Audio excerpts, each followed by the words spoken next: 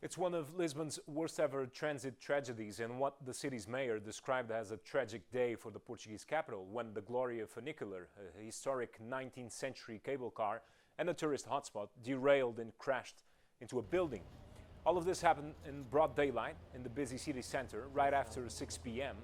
during rush hour, which means that the incident was explicitly witnessed by many passers-by. Many of them actually attended the scene to help victims before the arrival of first responders that nonetheless were quick to get there.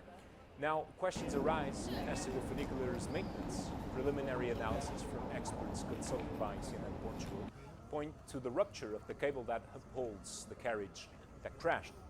The company responsible for managing Lisbon's traditional funiculars has stated that all safety protocols have been met. However, recent and repeated warnings from the city's cable car workers related with maintenance issues have resurfaced. A series of inquiries from several authorities have now begun.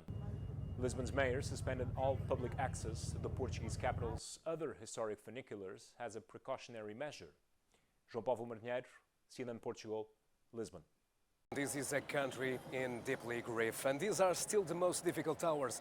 Just a few have passed after this tragic accident, and in the last few hours, and as you can see behind me, the debris from the glorious funicular still remain, and the accident site as the investigation is now undergoing.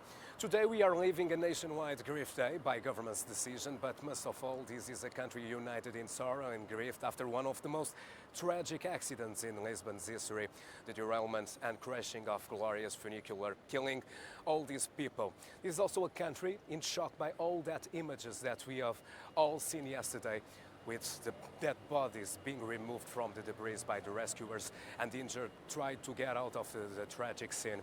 Now, one thought that is crossing the minds of many Lisbon residents and tourists that I've come across with today, it's that it could have been me. It could have been me among the dead ones, among the injured. It could have been me among those who have lost some relative or a friend. It looked like a toy being thrown from one side of Calcaida da Gloria to the other.